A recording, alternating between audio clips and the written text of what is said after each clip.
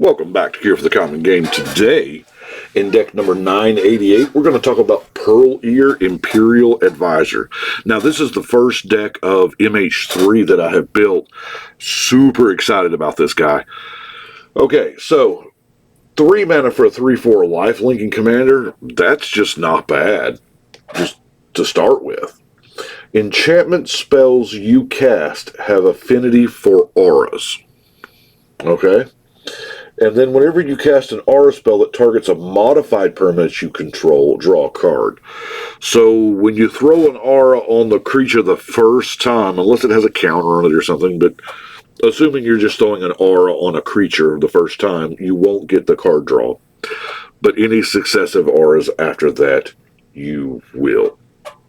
So, as usual, we're going to start off with our ramp. There's not a lot of it. I have cut a lot out. I built the deck, and I have iterated it. I've played it and played it. I've even cut down the lands. I think I'm somewhere around 30 lands, and I still get flooded. So we have our Soul Ring and Wayfarer's Bauble, just on the off chance we draw them on turn 1. Yay, that's great. Thought Vessel and Decanter of Endless Water are not in there for their mana ramp. They're kind of in there for the no maximum hand size. This deck draws a serious ton of cards. I've had blue decks that don't draw as many cards as this one. The only real other card draw spell we have is, of course, the Esper Sentinel, which can almost be a guarantee. So, before we get to the auras, let's look at the other creatures in the deck. We have our good friend Mason Enchantress. You knew she was in there, and SRAM. The Auramancer. I like the Auramancer. I like having enough creatures in there, and hey, this goes and gets an enchantment that they got rid of, puts it back in your hand, and trust me, there are a few that they want to get rid of. Our good friend the Umbra Mystic. Totem Armor. We all love Totem Armor, but I don't like the new iteration in MH3 of Umbra Armor because it just doesn't stack that well. And then the Nykthos Paragon. You remember that line on our commander that says your enchantments have affinity for auras? So the only reason why I don't run this guy a lot is because 6 mana. But number 1, our commander has lifelink and cares about modified creatures. So, and we're probably casting this for 2. That's the beautiful part. As we get into the enchantments in this deck, most of them you're just going to pay for the white colored mana. You're not going to have anything else. So we're going to start with our, I don't have these organized, the 1 mana artifacts. We have Spirit Link. Now, the beautiful part about Spirit Link is it is not Lifelink. Lifelink is not used anywhere on there. As you know, Lifelink does not stack. But Spirit Link is not Lifelink. So you gain the life from your Lifelink innately on your commander, and you gain the life from Spirit Link. We have the Shield of Duty and Reason. I should have organized these, but, you know. The Hyena Umbra.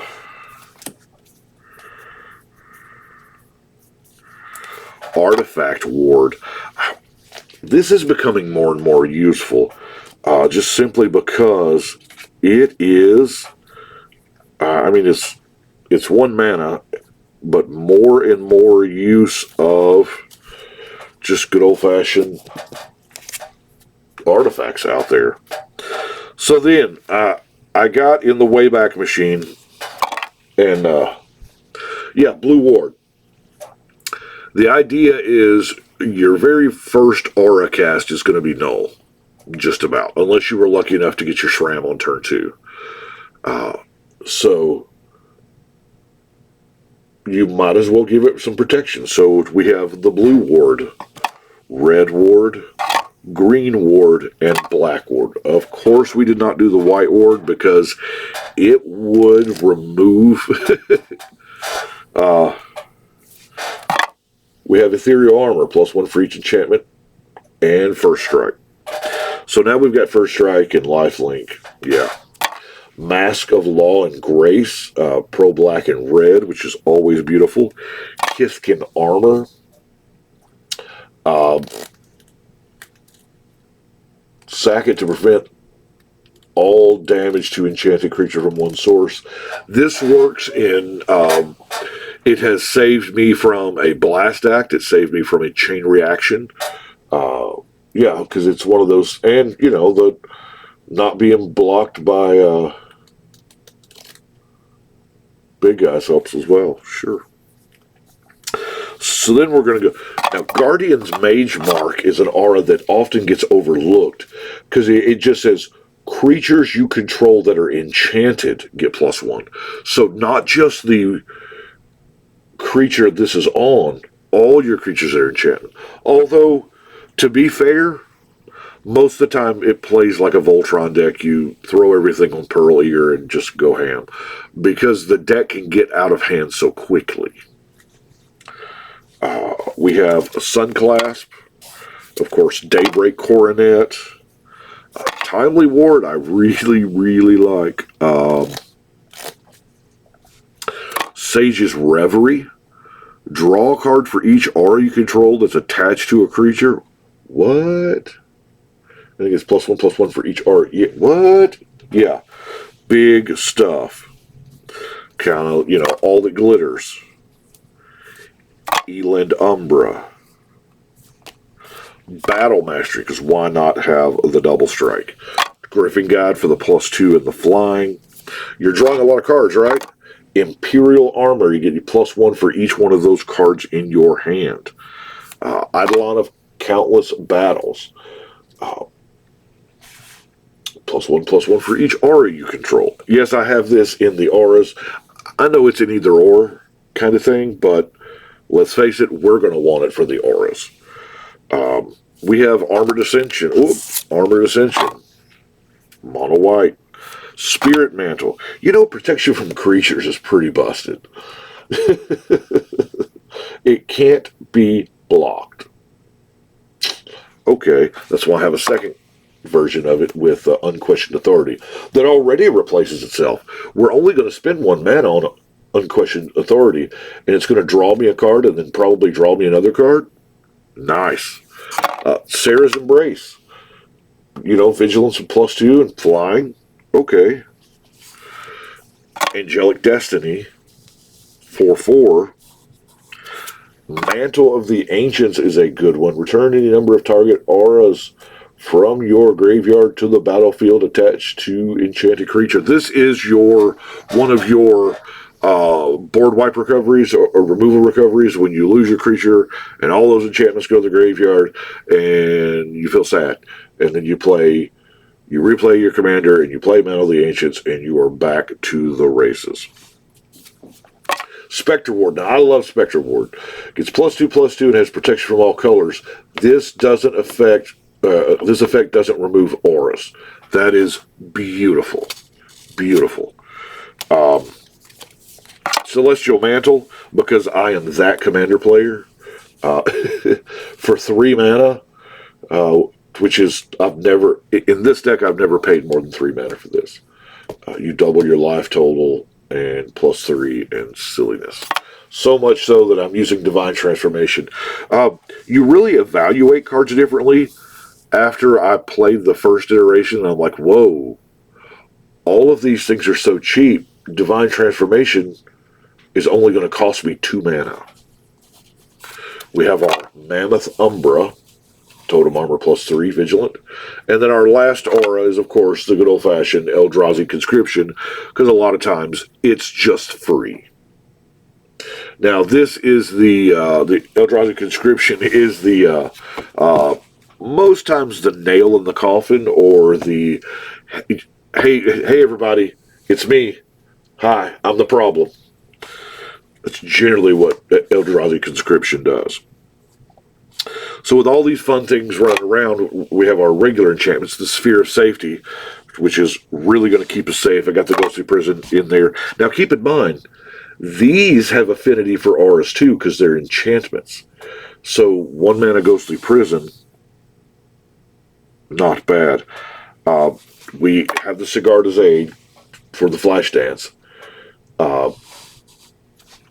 Duelist Heritage, you know, 1 mana, you can give it. Sigil of the Empty Throne, because, you know, 2 mana to start making some 4/4 angels. That's pretty good. Now, don't laugh. Circle of Protection Black. Some of the oldest cards in the very first set, I've gotten away from using them, I'll admit. But in this deck, it just seemed to work because, number one, it's cheap. A lot of times, like last night, I played a game and I was able to circle on turn 2 and then my commander on turn 3. And when I played that circle, everybody said, oh, yeah. So circle black, circle red, circle blue, and circle green. I probably need the circle white. It doesn't have the negative effect like the white ward does, but and then just our favorite Kismet. Yeah, there are times when you got them dead to rights and they play out blockers and but I guess before we get into the removal, we'll do our other category. Retether is going to bring all your R's back. Enlightened Tutor is going to go find you that, probably the Eldrazi conscription. Who are we kidding? Brave the Elements, your whole deck's white. Holy Day. Now, fog effects. A lot of times fog effects are tantamount to I win. Because somebody is going to try to alpha strike you, and they're so positive they're going to kill you, they will overcommit to it and leave themselves wide open. And when combat damage isn't dealt, they are really, really vulnerable.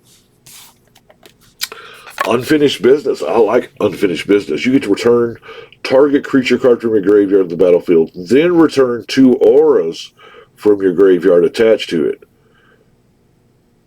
Heck yeah. So, removal options. There's not a lot here. I'll just plainly be honest with you. We have Sword to Plowshare, Path to Exile, Seal of Cleansing instead of the Disenchant, because, you know, in the off chance you get the Mace Enchantress, you want that draw trigger. Winds of Wrath, obviously, was the very first choice, because a lot of times it just kills everybody that's not yours. But I felt like I needed one more, so I added a Wrath of God. We have a Mana Tithe and a Lapse of Certainty. I love Lapse of Certainty. It is a hard counter. It is not conditional. Yeah, they get it back, but man, it sure helps against that Crater Hoof. It does. And we come to our non-basic lands. I had to have a Reliquary Tower, of course. Homeward Path. Mainly Homeward Path because there is a rash of creature theft going on in my local meta. I don't know if it's like that around the world, but insurrection type things, and I don't want my giant guy killing me. Secluded Step just for a cycle land, and these things. Yes, looks like a creature, but I use these as a land slot. When Witch Enchanter enters the battlefield, destroy target artifact or enchantment opponent controls. Yes, it's a 1/8/7 creature, 4 mana, 2/2s, not the best deal in the world. The other side of it, though, is a land. So it can be a land if you need it to be. It just gives the deck more options. In my mind, all of these will take the place of a land. So that is, of course, I have my few planes there. That is Pearlier. I've had a blast playing it. It is a ton of fun. And I thank y'all so much for watching. And we're 15 minutes in. I appreciate you hanging on there and being, because I know it's been a while since I posted a video, but I'm going to try to get back with it. I can't make any promises right now, but I'm going to do as much as I can. I have been steady deck building all this time. I have a lot of decks done that I just need to get numbered and filmed and shown to y'all. And that's what I'm going to do. So I'm going to let y'all go so I can film the next one. Thank you so much, but now it is time to shuffle and cut.